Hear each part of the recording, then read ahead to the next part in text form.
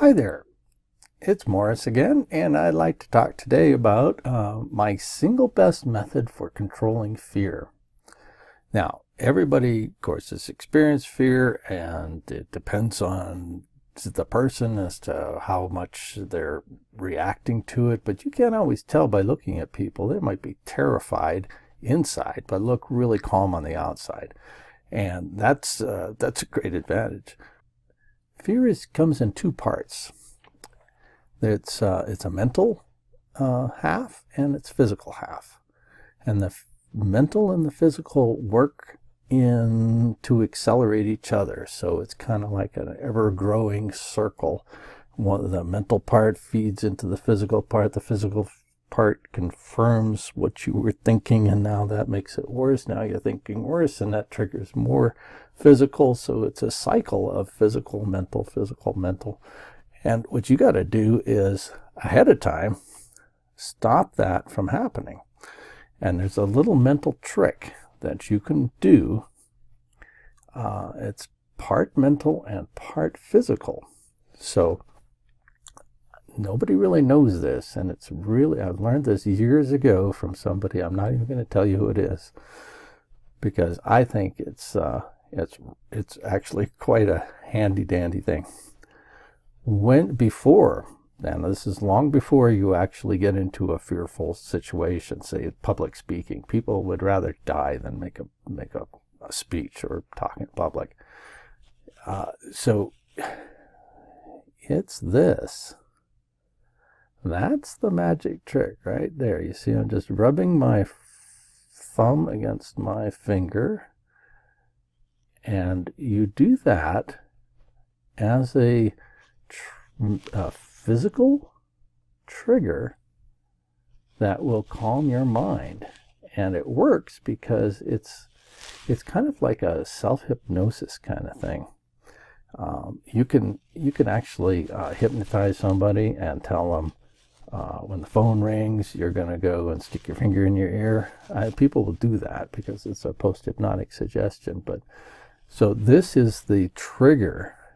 And so before you get into a stressful situation, you are sitting in a comfortable place by yourself, nice and calm, and you're thinking things that you have been successful at before, that you felt peace at before, that worked for you. And while you're thinking these thoughts and re-experiencing them and getting the whole feeling, and not just the recollection, but the actual, how you felt, how calm things were when you were able to really felt close to people, when you everybody agreed with you, and you just felt like everything was calm and fine, and a lot of understanding was going around. So you just felt comfortable. And so you pick out these incidents in your previous experience, and while you're thinking it, you're rubbing your little fingers together, right? Then you do that several times, and it's fun just to revisit these things anyway, and to boost your self-confidence, because really all confidence comes from is the ability to recall things that you have done successfully. And then you can say, well, if I did that, certainly I can do that. And that's on a subconscious level too. So here you are, just rubbing your finger like this. Nobody even sees it. It's not a nervous twitch. It's nothing unusual at all. You could even do this when your hands are in your pockets, if you're a guy. So, a few minutes a day, and you're just recalling the calmness and the peacefulness and the enjoyment that you had in any particular memory that you got, and you got a gazillion memories. And while you're thinking of it, you're rubbing your fingers together. And you got to get that feeling, that calmness, that success, that the whole recollection of the event. So it's got to be the feeling of it, because that's what you're going to be triggering when you get into a stressful situation. You're going to rub your fingers together, and believe it or not, a lot of that calmness is going to come right back to you, and you're going to just feel confident, and the fear is going to diminish.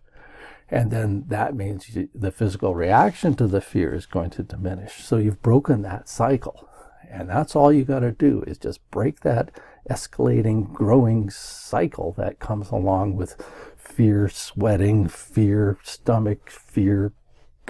Yeah, it's just like, ah. So this breaks it, and it's just because of a habit, a repetition. So peaceful, happy thoughts. You've got the memories. Don't tell me you don't remember anything, because, yeah, remember when you were little and you're petting a puppy. Okay? Rub your finger while you're petting that puppy in your head.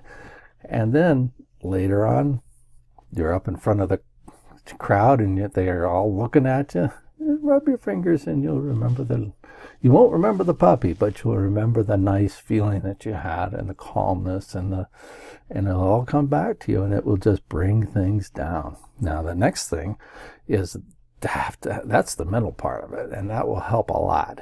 But now the physical thing, you're going to sweat, your breathing is heavy, you don't know if you got not enough oxygen or too much, and it's hard to breathe, and you're just like, and then you don't even know where you're going with this whole story you have laid out. And then you're going to end up reading your lines. It's going to look stupid. You're looking at the little thing. You're afraid of the people. You don't want to, and it's obvious that you're just like having a terrible time. So you have to like breathe slowly, not too deep, because you just might be having too much oxygen, and that'll get you lightheaded. Not enough oxygen gets you lightheaded. Too much gets you lightheaded too. But if you don't control your breathing, which is the one thing you can control, you can't control the sweating, sorry, but you can control your breathing. So if you can just concentrate on keeping an even pace and exhaling, don't take too much air, don't short yourself, don't hold your breath, that will stop that escalation from happening. Because when you're feeling like you can't breathe and you're just like, I gotta get out of here where there's air, but the room is full of air, of course. So, but it's that, and that's what really is a panic attack. It's a physical reaction that you don't even know about, but it is brought on by stress. But it's all not connected as far as you're concerned. You're just flipping out. So you don't want to have your physical symptoms escalate into a full-blown panic attack, and then you'd be climbing out the window. So if you control the breathing, then you'll be calm. As far as sweating, wear some antiperspirant, make sure you got a t-shirt on. And what I always do, especially if you're going to be meeting people, stick one of these in your pocket. Then when you got your hand in your pocket, it looks like you just got your hand in your pocket. But actually what you're doing is drying your palm. Hey? Yeah, so there you go. So now you're drying your palm. Somebody comes up and says, oh, look, I want you to meet Bob. Well, make sure you've got that in your hand, in your pocket. Drop it in your pocket. And now you're going to shake hands with Bob, and it's got a nice dry hand. You're not going to be that clammy, sweaty that people get. So those are that's the single best method for controlling fear, is to break that mental physical cycle. So there you have it. Happy thoughts.